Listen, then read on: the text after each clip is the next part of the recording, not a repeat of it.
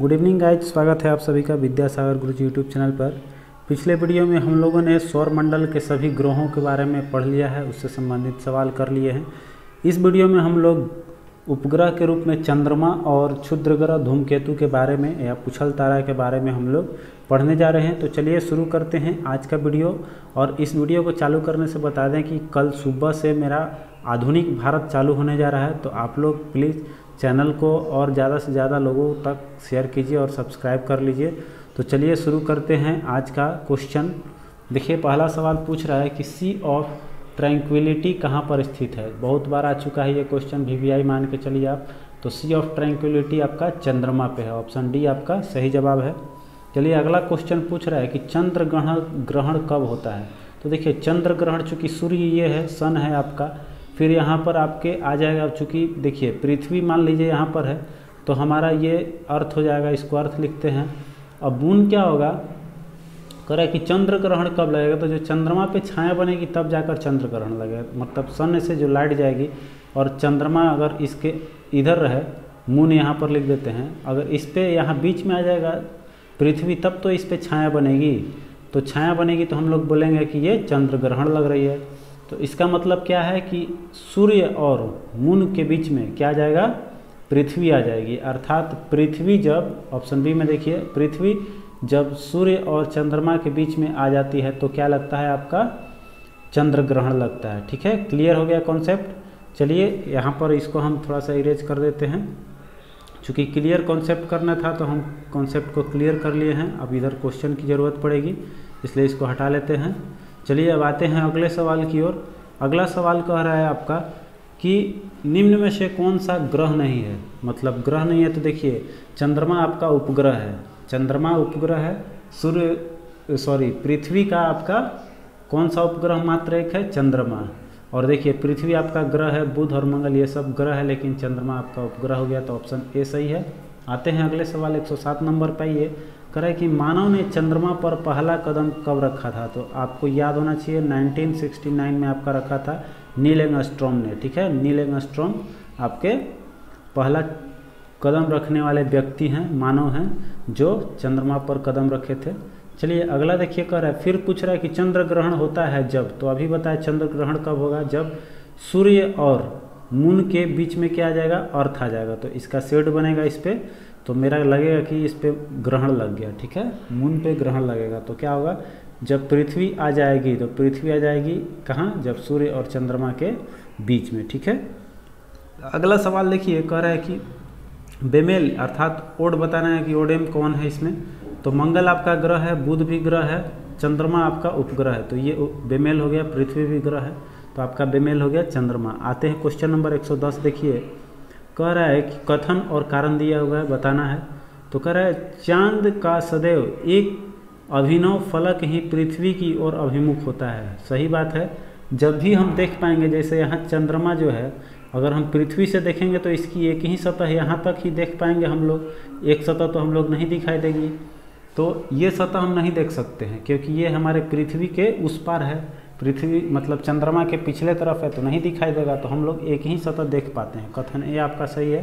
फिर कह रहा है, चांद अपने अक्ष पर 23.5 दिवस में घूर्णन पूरा करता है, जो लगभग उतनी ही अवधि है जिसमें वह पृथ्वी की परिक्रमा पूरी करती है। नहीं, ये गलत बात है, तो आपका देखेंगे ए सही और आर गलत, आपका ऑप्शन सी जो है वो सही हो गया। ठीक है, अब देखिए क्लियर हो गया यहाँ पर, इसको अब इरेज कर दे रहे हैं चूँकि बहुत सारा गंदा लग रहा है।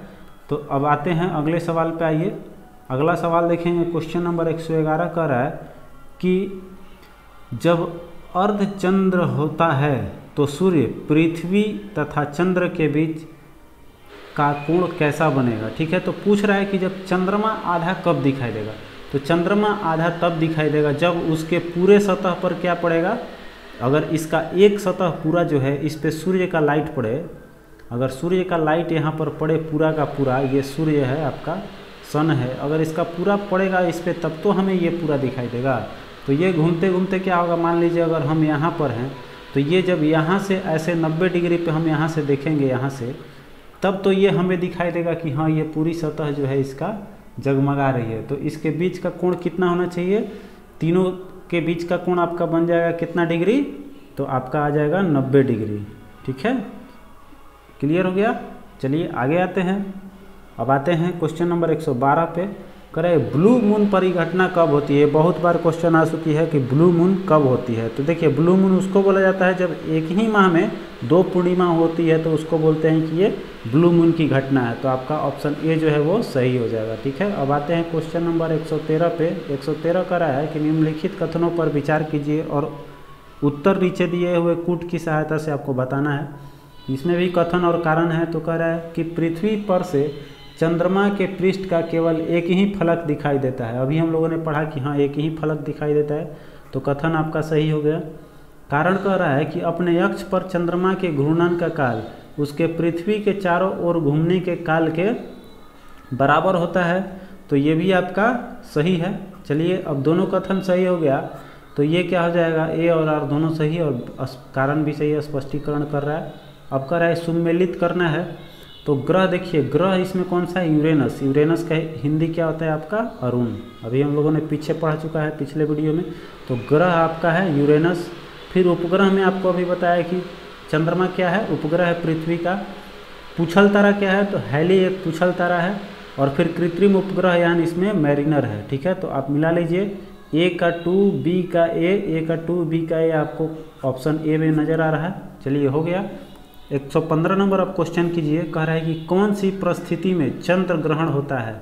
तो चंद्र कौन सी परिस्थिति में चंद्र ग्रहण होगा, तो जब देखिए कह रहा है कि अर्ध चंद्र होगा तब, नव चंद्र होगा तब, या पूर्ण चंद्र होगा तब। तो जब पूर्ण चंद्र मतलब कहने का एक जब पूरा सतह हमको दिखाई देगा तब तो बनेगा चंद्र। या ऐसे भी आपको पता होना चाहिए कि चंद्र ग्रहण कब लगता है, जिस दिन पूर्णिमा हो अर्थात पूर्ण चंद्र ग्रहण पे लगता है। तो आपका हो जाएगा 115 के सी, जब पूर्ण चंद्र दिखाई देगा उसी दिन ग्रहण लगेगा। चलिए अगला देखिए क्वेश्चन नंबर 116।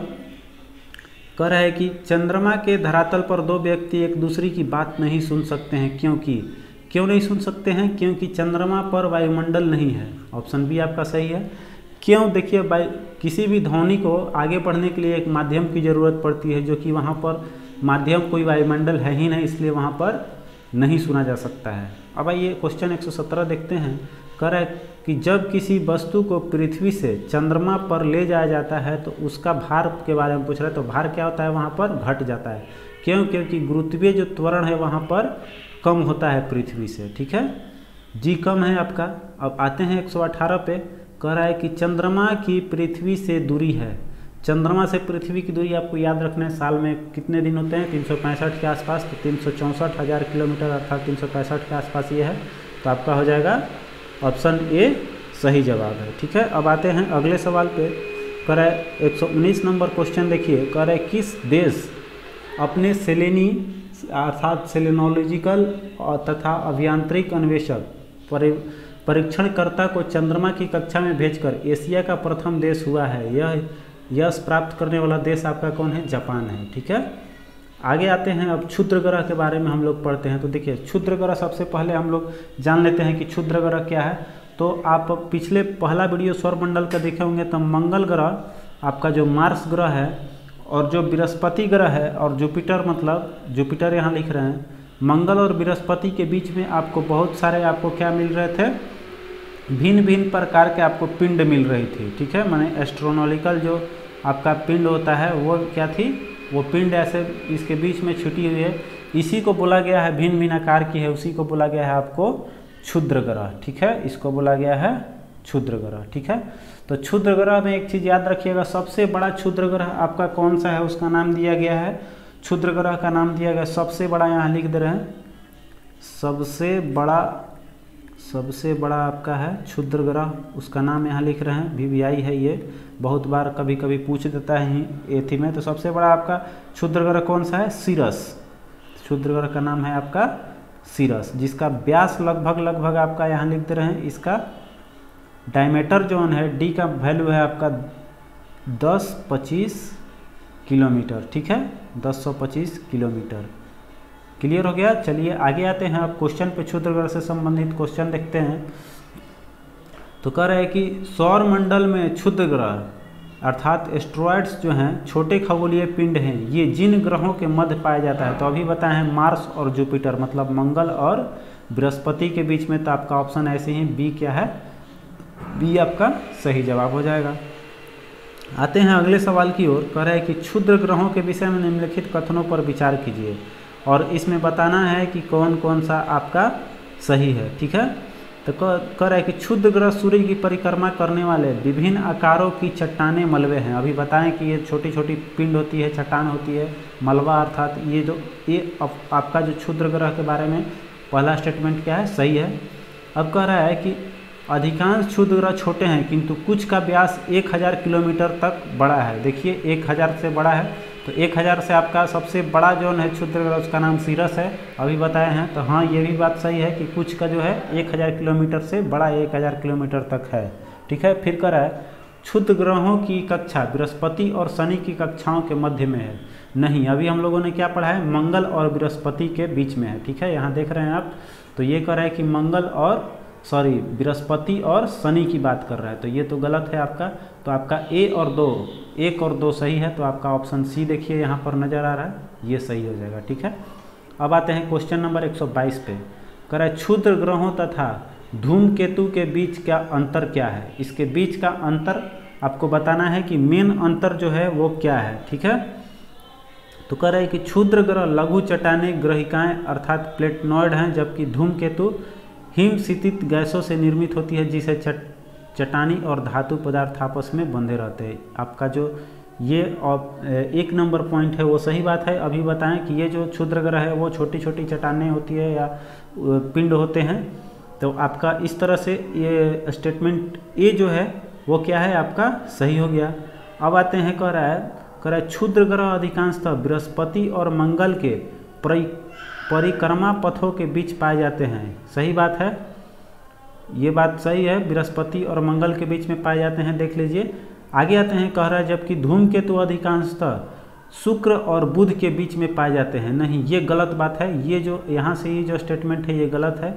ये सूर्य के बाहर या सूर्य के आसपास पाए जाने वाले चीज़ होते हैं जो धूमकेतु पाए जाते हैं। इसके बारे में बात करते हैं, तो ये देखिए ये स्टेटमेंट 2 आपका रॉन्ग हो गया। आते हैं स्टेटमेंट 3 में, कह रहा है कि धूमकेतु गोचर दीप्तमान पूंछ दर्शाते हैं। सही बात है, उसकी पूंछ जो है वो दीप्तिमान होता है, अर्थात मतलब सूर्य की तरह दिखता है, उसके पूंछ की तरह निकला हुआ, तो इसीलिए धूमकेतु को हम लोग पूछल तारा भी कहते हैं। ठीक है, पूछल तारा भी नाम दिया गया है। तो इसका कह रहा है जबकि, अब कह रहा है जबकि क्षुद्र ग्रह यह नहीं दर्शाते हैं। सही बात है, क्षुद्र ग्रह चमकता नहीं है, दीप्तिमान नहीं होता है, तो स्टेटमेंट 3 आपका सही हो गया। तो 1 और 3 आपका सही, ऑप्शन बी जो है वो सही हो जाएगा। ठीक है, आते हैं अब अगला, देखिए अगला धूमकेतु।